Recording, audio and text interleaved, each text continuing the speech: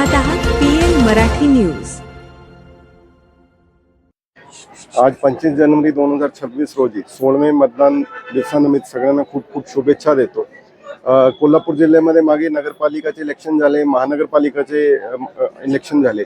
दोघे इलेक्शनमध्ये राज्य पातळीवरती आपले नगरपालिकाने फर्स्ट 5 मध्ये 3 ठिकाणी मतदान पर्सेंटेज आली आणि महानगरपालिकामध्ये इचलकरंजी पण पूर्ण राज्यामध्ये प्रथम क्रमांकावरती टक्केवारीवरती आहे। असाच आता येणारी 5 तारीखला जिल्हा परिषदचे इलेक्शन आहे, त्यांच्यामध्ये पण मोठ्या संख्येने जिल्ह्यामध्ये मतदान होईल अशी सगळ्यांना अपेक्षा आहे। मोठ्या प्रमाणात बाहेर पडा आणि कोल्हापूर मतदानमध्ये पण सुद्धा आघाडी आहे असा एक पूर्ण राज्यामध्ये एक मेसेज यायला पाहिजे।